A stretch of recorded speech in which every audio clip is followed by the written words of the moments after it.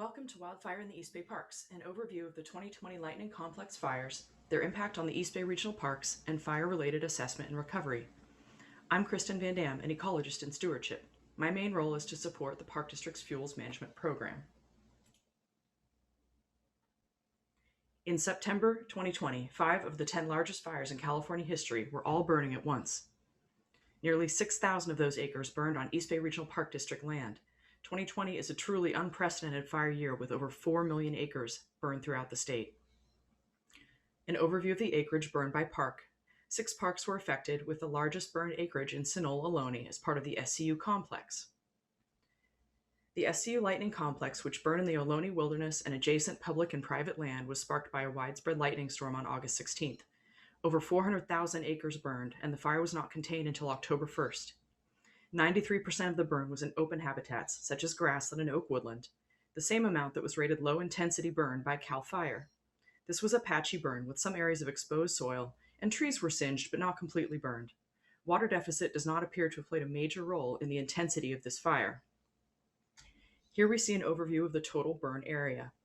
This looks scary, and this was a huge fire, but most of the fire on the ground is what we call good fire. The effect of this fire on the ecology is generally positive, including clearing of thatch and decadent woody material and rejuvenation of fire-adapted plant communities such as chaparral, which is particularly beneficial to Alameda whipsnake.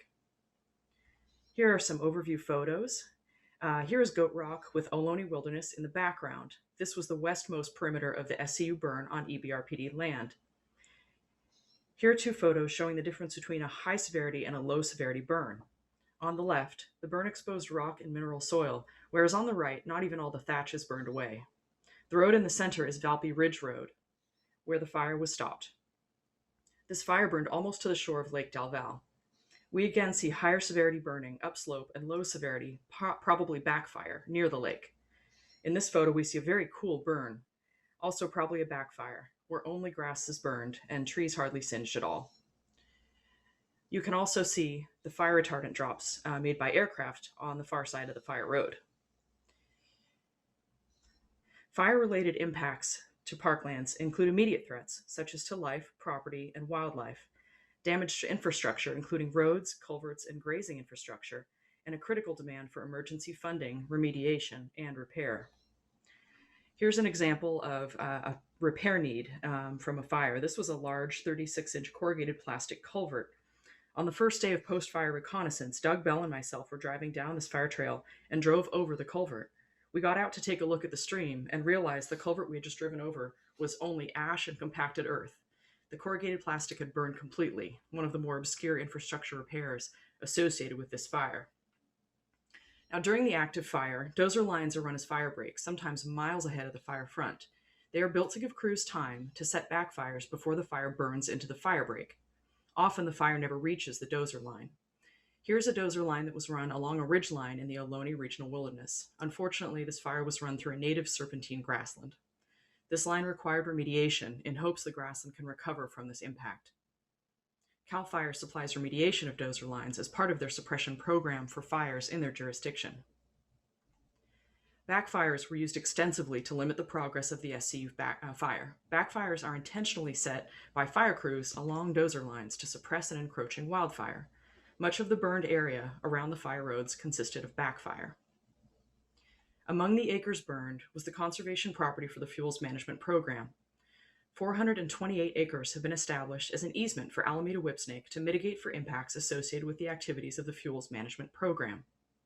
Trapping surveys conducted from 2017 to 2020 detected over a dozen Alameda whipsnake on and around the conservation property.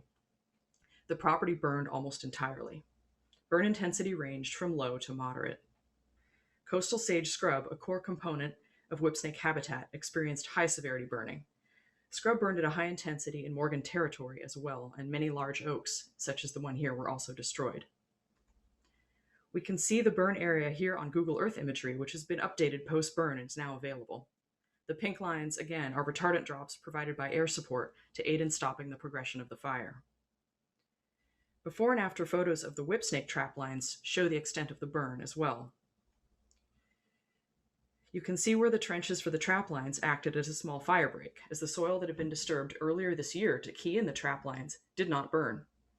Chaparral surrounding the trap lines burned to the ground. The silver corrugated plates are coverboards, which were placed in the trapping area months before the fire.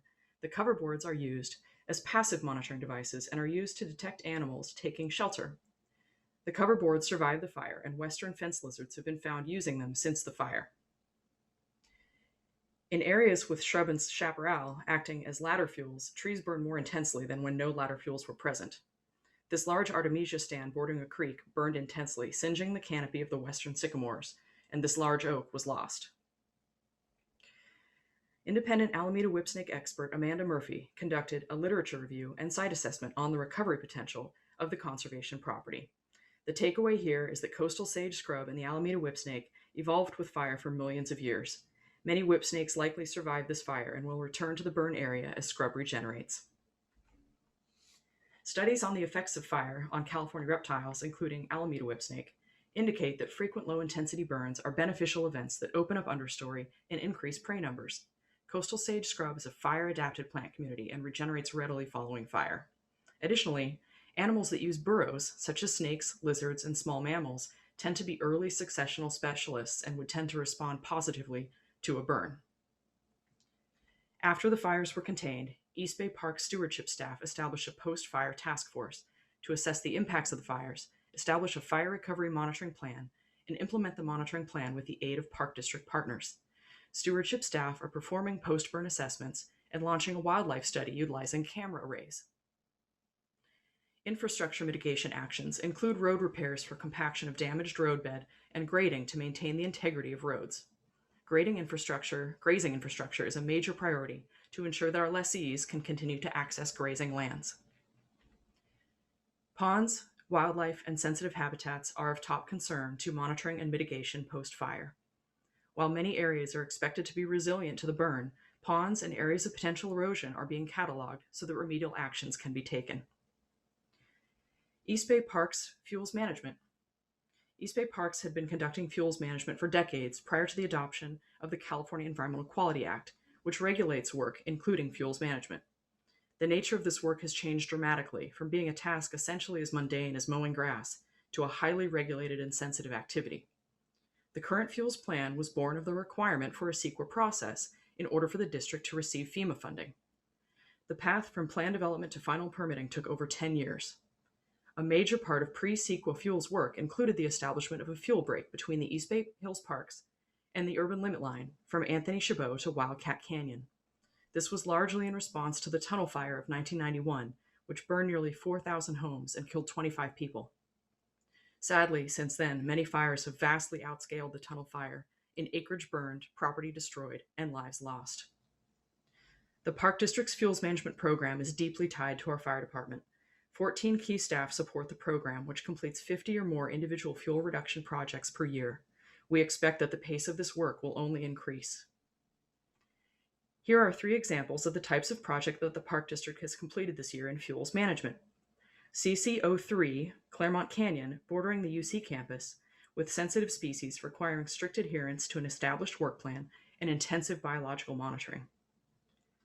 TI-12, in the Berkeley Hills near Shasta Road, a critical evacuation route for residents and an area where a broad fuel break was established between Parklands and homes.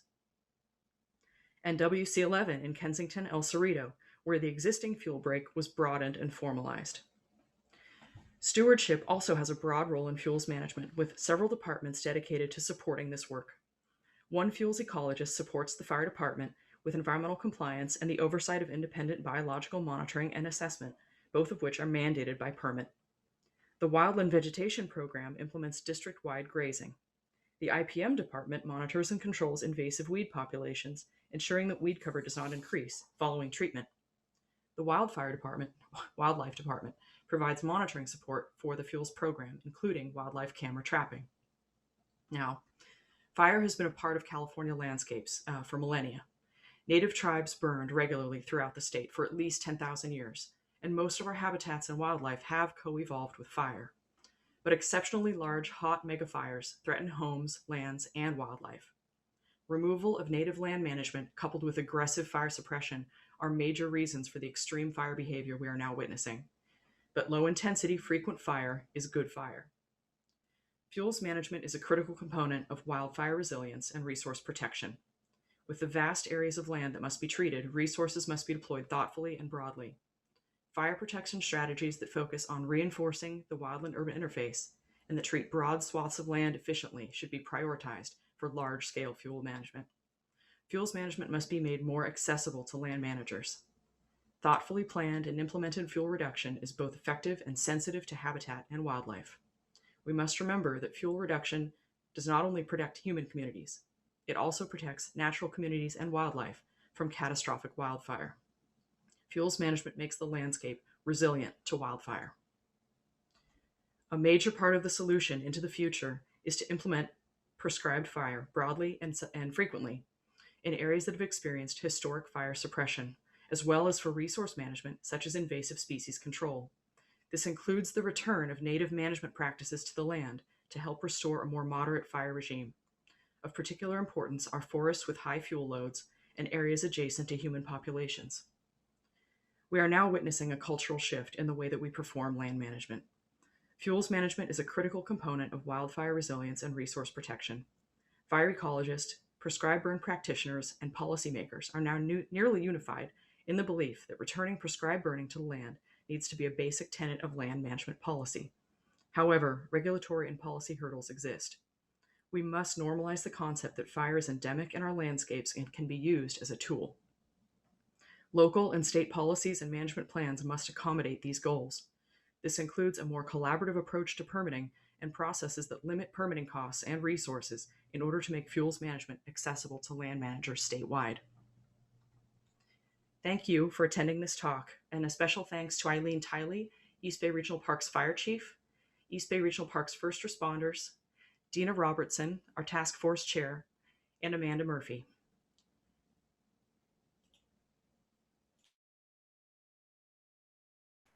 Well, thank you, Kristen. So far, we only have one question, and I can answer that.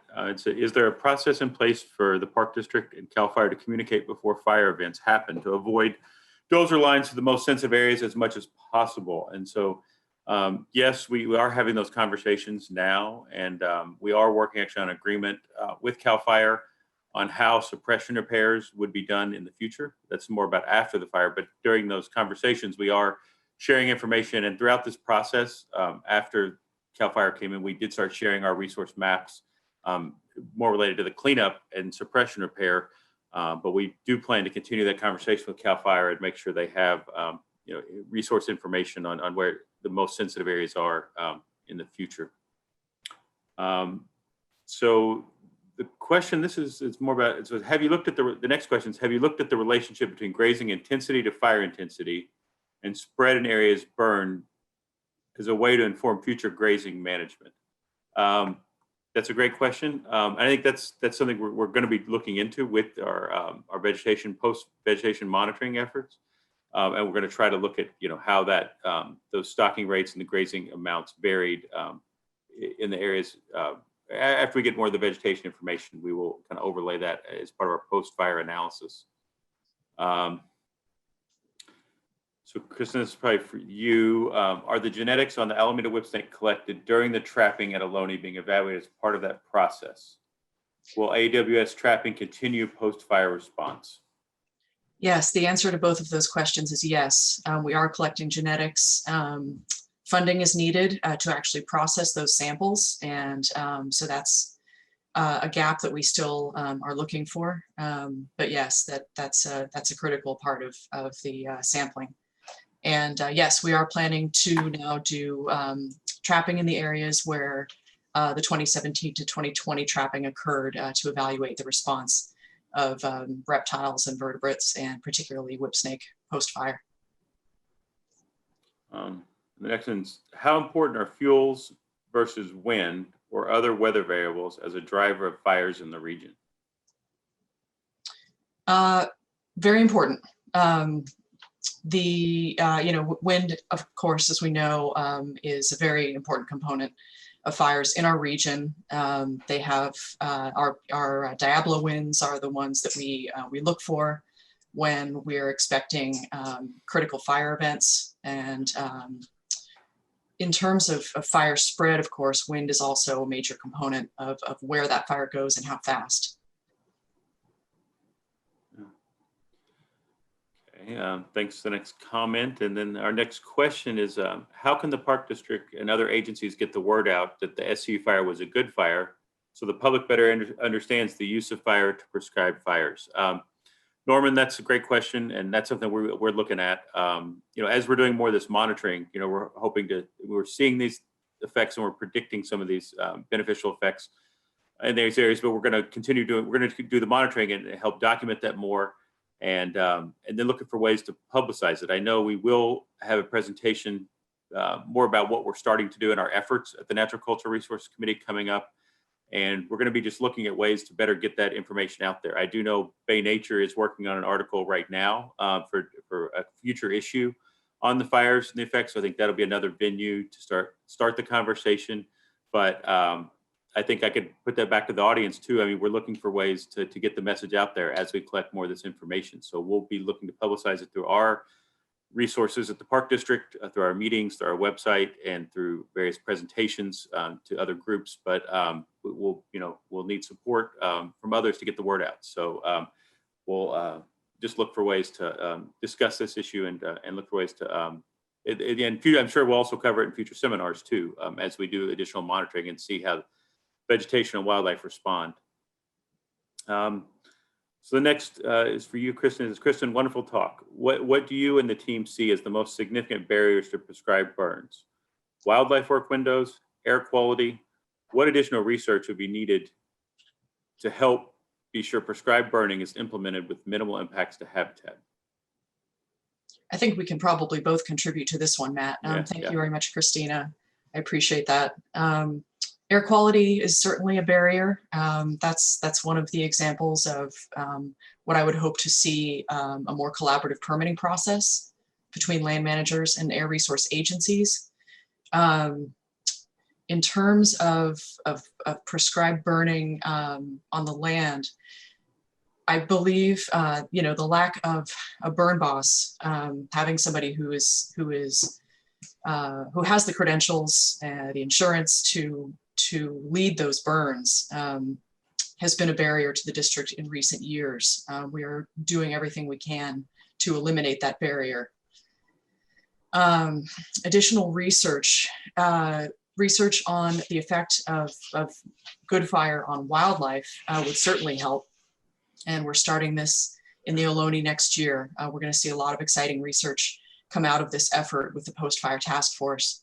And I think that would help support a great deal in looking at where and how prescribed burning should be implemented. Yeah, and I would just add, and there have been some challenges in the past with the wildlife work window. I mean, just the constraint of the wildlife work windows versus the air quality restrictions and how those overlap. We are hoping that the monitoring, and we've got this long-term data set of whipsnake usage in the Ohlone and in those areas, some of those areas that burn. So we're hoping the post-fire monitoring and understanding how that the fires did influence the whipsnakes in those areas will help us plan for future prescribed fires. And we will be communicating that information we get and working with the agencies to understand how those fires in that area affected the whipsnake. And that kind of leads into the next question. Is the Park District working with regulatory agencies to create policy that facilitates approval process for doing more prescribed burns in the future? And we have had a lot of informal conversations about the need and having them but we're looking to do that more as we get more data and really just start the conversation, because I think there's a lot of mutual interest in these areas. We just got to find the right timing to do that. I would say the agencies are generally supportive, but we need to be able to manage certain work windows and also the other restrictions. So we look forward to more of that dialogue as we gather more information and look for how to advance this program. And thanks. So I know the Snow Step posted this, and I saw part of it. Thanks for posting. I mean, we definitely will be talking to the naturalists as we get more information and want to use you as a resource. And I should have probably mentioned that. I mean, I was speaking generally, and we definitely want to coordinate with our naturalists and make sure we're getting good information out to the public through our programs. Absolutely. So the next one is great talk, Kristen. One thing that I wondered about with Albany whipsnake fuels management and BMPs are impacts of chipping and Albany whipsnake habitat relative to immediate habitat quality impacts for Albany whipsnake. Do you know whether this has been examined? Yes, we are examining it currently with the fuels management program. We are following specific best management practices for all work, including chipping in whipsnake habitat. So far, we've seen it's very limited, of course. Our study is short term, and we're not always working in habitat where we're seeing whipsnake. We've seen very few whipsnakes during fuels work in the last few years, in fact. The places that we have seen them, there appears to be a positive response of that species to the work that is being done on the ground. In addition to a removal of the threat of wildfire. So that's really exciting to see. We hope we're going to continue to see that effect and see more whipsnakes out there post-work. Okay. Okay, one more. It's this wonderful presentation, Kristen and Matt. Your leadership and collaboration with the fire department will continue to be critical to our success in adapting to new large mega fires.